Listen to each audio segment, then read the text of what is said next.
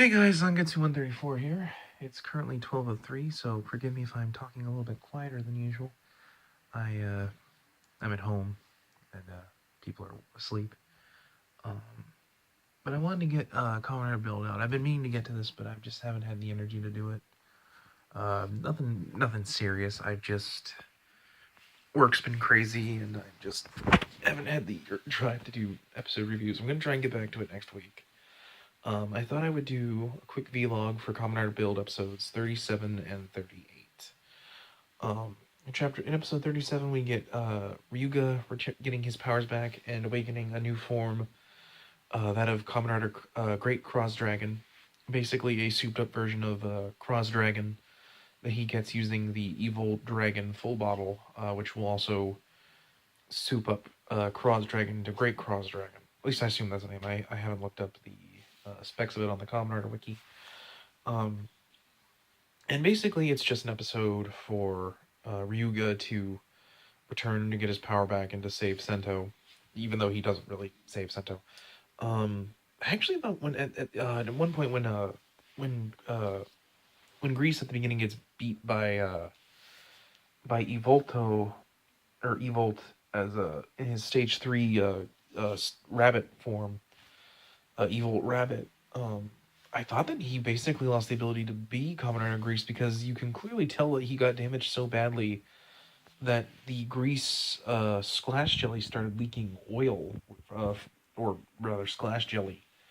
So I thought it got destroyed, but I'm assuming that he has a way to fix it, or maybe he knows how to fix it himself. But otherwise, I thought he was dead, or at least not a rider anymore.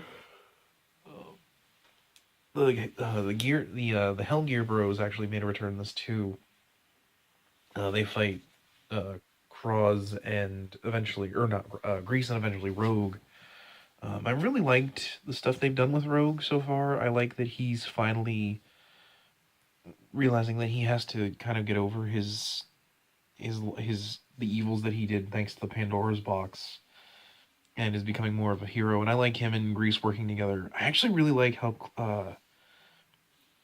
how Ryuga, realizing that he doesn't have much else since he no longer has the genes, he steals the dragon, the evil dragon full bottle, and manages to synchronize with it despite not having evil cells.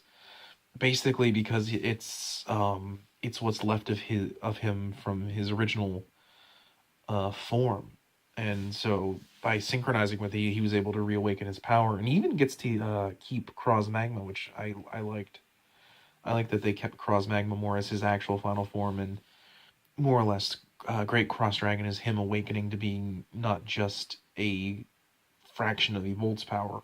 That was nice. And of course, we get Sento back, but not as Sento. Basically, due to the events of having his power stolen by Evolt in a way, he still gets to keep Conrad the build powers, because as in the next episode, he uses Rabbit Rabbit.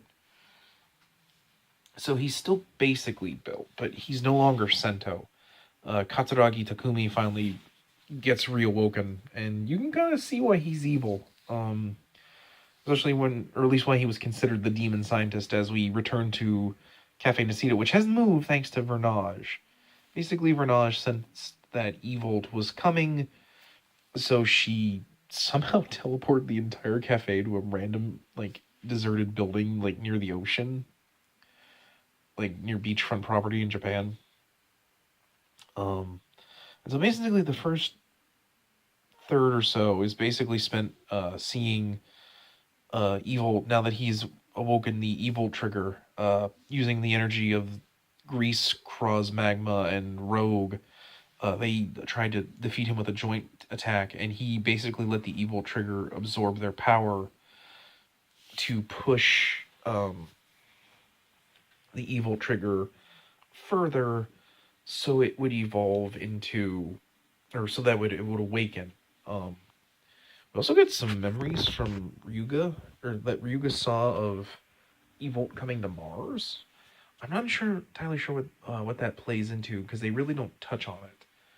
More or less, it just is like a hint for things to come, and then we get into the main plot. Basically, that Evil now has a form. He still looks like uh, Suichi, but he's not Suichi. He's Evil. He can shapeshift because he shapeshifts into the president of Nanba Heavy Industries at one point, and basically says, either you let me run the company and let me rule, or I'll destroy everything. And so basically, he tells them that, and then he leaves. He doesn't destroy everything yet because I guess basically he hasn't completely matured his his final form, or rather his true form. As we see that was the form he appeared on Mars, and so he um, he disappears and eventually talks to Tsumi, basically saying, if you should join with me because I'm going to kill the president and I'm going to maybe destroy this planet, or maybe I won't. I've come to taking a liking to this planet, and so the other riders work together. Utsumi goes to talk to Rogue after Rogue has his chewing out with uh, Katsuragi, which I really enjoyed that, just because, like, for one, he knows who Misora is. He knows who Banjo is, and can't figure out why Banjo's working with him because technically he's a part of Evolt. And he basically chews Gentaku out because all of the devastation is basically his and Gentaku's fault. I argue more Gentaku's because, well, I get that, like, Takumi, like, or Kitsuragi, like, did a lot of like dirty like things. He did it all because he thought that that was the only way he could defeat Evolt, was to create a system like the Evolt system. Hence why the build driver is the way it is it's okay. So I know in toy wise it's the build driver than the Evolt driver, but the Evolt driver is what everything is based on. It's supposed to be a device built so that he could eventually surpass the Evolt driver, which he doesn't do. In fact, he notes that, like, he can't even really control Rabbit. Like as it shows, like he accidentally uses the super speed of Rabbit after him and Great Cross try to, or enter the space where he's having a fight with the last fight with the Gear Bros and the forces of Namba Heavy Industries. Like, he can't control himself, and it even shows that he has no combat experience because Sento did all the combat since he doesn't have his memories anymore, or his muscle memory. And it basically does, it's the this is basically the end of the Gear Bros. The youngest one that used the Gear Remicon dies and passes this to his older brother. I think the older brother, the older brother's name is Rai. I forget what the younger brother is, but he passes it to him, and he tries to fight him, and Evolt makes short work of him. In fact, Ryuga, who's badly injured, tries to protect him, but fails. And as Evolt's about to kill Ryuga with a rider kick, which I actually really like his rider kick. Evolt's rider kick's really cool. I know I shouldn't, but, like, I mean, it's a kid show. I like seeing I like the villain riders sometimes when they have really cool rider kicks and stuff. I'm not saying I want them to win. I'm just saying they should have really cool rider kicks is all. Especially because the rider kick is so important to Kamen Rider. Oh yeah. And so, he so the older Gear Bro gets in the way and he dies, and it's a lot of it's because Utsumi once again injected them with nebula gas, and they reached their threshold like the Hokuto crows, and basically they got defeated while henshined, and so they died. And when the rest of the heroes try to fight until eventually they're all defeated, even Build, who tries once again to use the device that he made from one of the Pandora's box panels, and it again ends with his defeat. Only this time he can't even, like, bring up Pyrrhic victory like he did previously, where Sento was at least able to temporarily prevent Evil from gaining his final form. And so Evil disappears after everyone loses and kills the Namba Heavy Industries president, which I actually love this scene just because like Evil's like he's like has Namba on the floor and he's like, oh, I'll give you anything I want. Oh, I'll give you all the money. I'll let you have all of Namba Heavy Industries stocks. And I'm like, dude, you lost. And I do love it because like at first you think that he's not because he's like, oh, you humans are so pathetic. I love when you beg or when you like how like unpredictable your emotions are. And he taps him, and at first I was like, oh, is he gonna let him live? And then but basically he stuck him with the Blood Star like poison, and he just disintegrates. And I kind of love the scene because I was like, oh, that was surprisingly simple. like like with how much power like we've seen Evil use, like I kind of figured he would do something crazy, like he would like suck him into a black hole or something. No, just disintegrates him. But no, it was a good scene just because it was so like it was so dark, but like Evil was having like a blast the entire time. I don't know. I love when villains like are malicious and evil, but like they. I guess like I like it when the villain like enjoys himself. I never really care when villains are like, oh, I'm evil, but I don't. I'm doing it. Like I like villains that are evil, but like I'm doing this for the greater good. But like I don't know. I guess really awesome villains are the ones to me are the ones that like at least take a sick thrill out of it because they're at least fun to watch. I don't know, I guess I like my evil villains in Kamen Rider to be entertaining, not like depressing. I don't know. It's weird. But then again, I guess that's why I like Toku villains a lot because like they're a superhero. Like I like super like. I mean, I'm not saying I enjoy when the Joker does. A lot of times I'm like perturbed by the Joker, but I guess it's more. I like that the villain isn't just a stick in the mud. I like when the villain like you never know what they're gonna do, and it kind of makes them fun. Like, and he's a good villain. I really like Evil. I think Evil's probably a better villain than the last final villain from Xaid, Kronos. I mean, he wasn't bad, but I feel like he really shouldn't have been the final villain. I feel like Genom should have just stayed the villain, but I do think Evil's a good villain. It's like he's sadistic and evil, but like at the same time, there's like a childlike fun with him where like he like clearly enjoys things he does, like as if the power to him is just like a thing he uses for fun, or like to bring about his own fancies, I guess. And there was some chilling stuff in this, but I think in the end, like the chilling stuff is Utsumi and how he becomes Kamen Rider Rogue, which I called. I totally called that. And so basically, I thought Utsumi would be loyal to Namba, but no, he's just like, yeah, no, I'll side with you. I basically side with who I think is the winner. So basically, he's Starscream. And so we see that image, aka the one that's meme, where like he snaps the president's cane,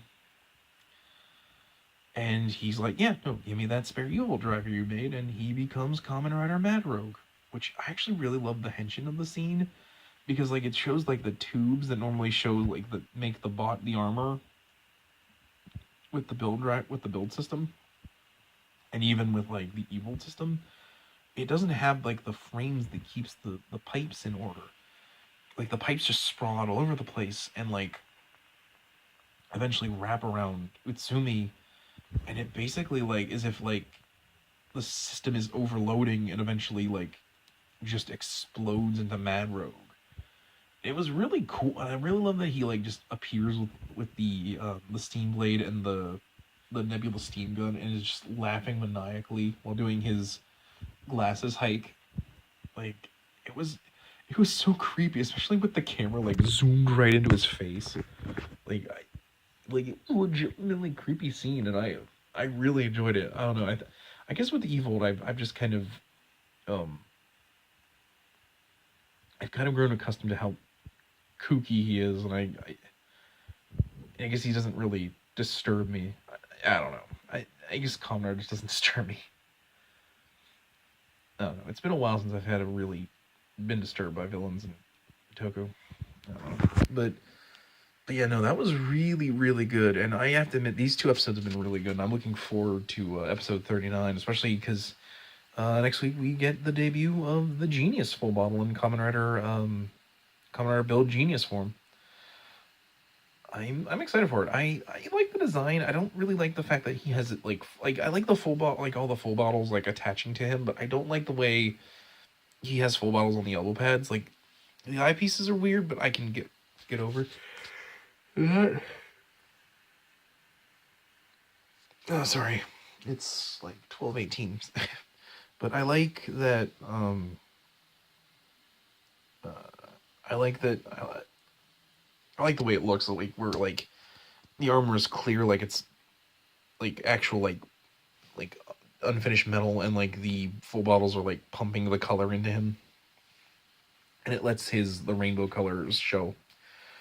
Um, I guess one last thing I liked it like when it like sometimes we would see Sento's face fade away, and we would see Katsuragi's face, like as if they put like basically they put Katsuragi's actor in Sento's clothes, to give the effect that he's not like that underneath Sento's face is Katsuragi, and that's who's in the driver's seat. I'm curious to see how Sento comes back. My guess being that like Sento Sento's consciousness is in the Genius full bottle, and that eventually he'll take over, or that perhaps Takumi will willingly give up his body. Like he'll basically die and let Sento return. Um, we'll see. I actually kind of didn't expect that, because I always kind of figured that maybe someday we would see Katsuragi somehow come back so that we could see Sento and Katsuragi like interact with each other. And I didn't really expect it to be that like Sento would like lose his memories. I actually didn't see that coming. I really should have, but I guess I just didn't really think about it. It actually took me by surprise. I really like that. So in all, I think these are definitely really good episodes. I think the second episode was a little bit better, mainly because it was much tighter and had a moving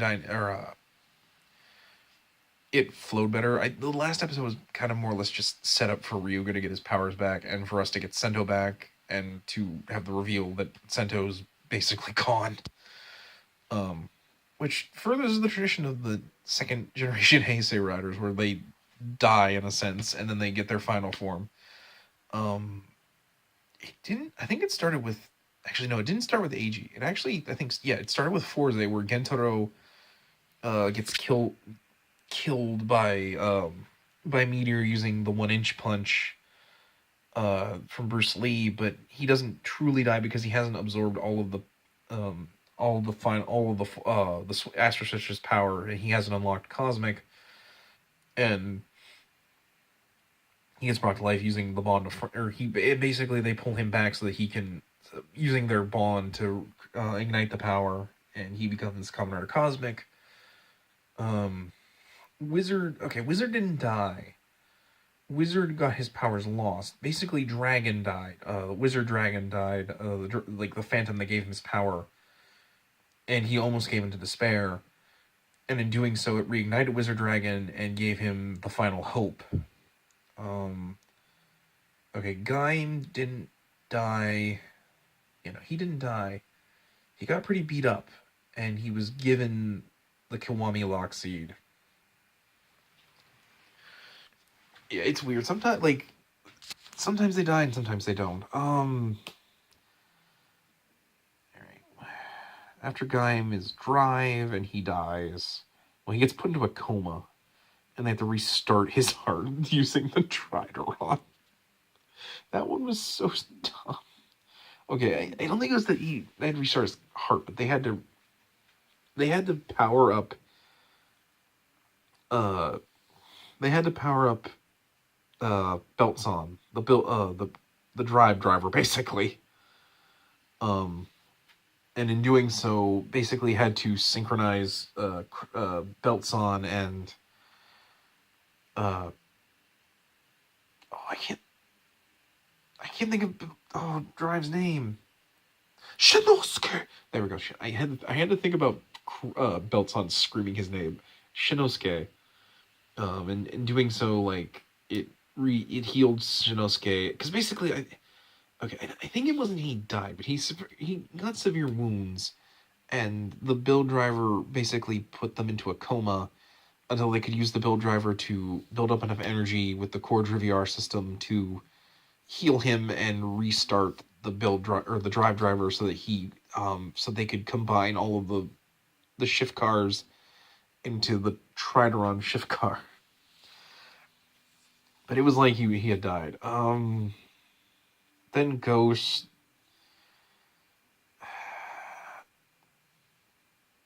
And then Ghost kept dying. He died like 4 or 5 times to get his powers, including his first power. But the less about Ghost, the better. Exade. Okay, he didn't really die so much as he lost his gaming disease and had to gain it back using his original Bugster Parod in order to get Muteki. Okay, so it isn't always they die, but a lot of times they die. They either die or they lose their powers. Or I think the only one that doesn't is okay.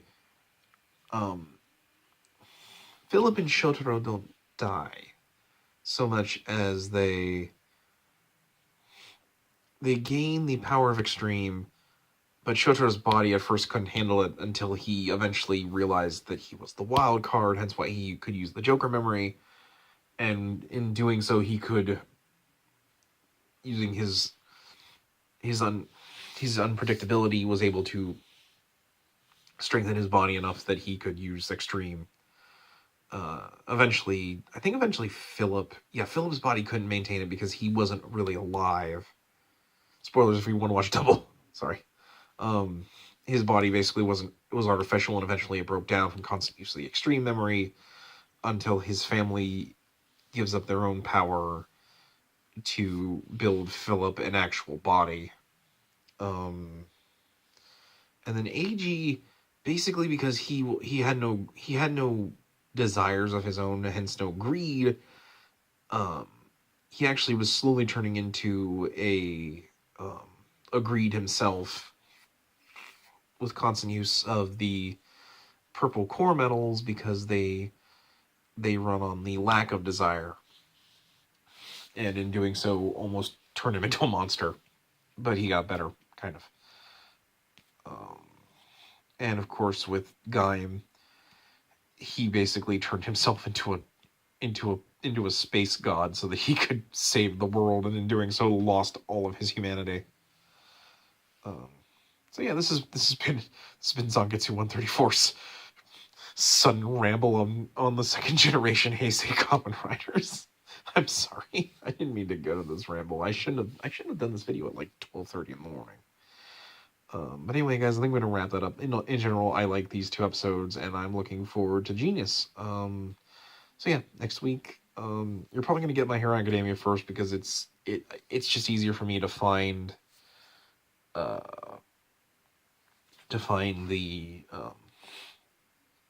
releases of that before Build. Usually the place I watch it from, they don't release it until like Thursday or Friday. But anyway, guys, I think that's gonna be it for now.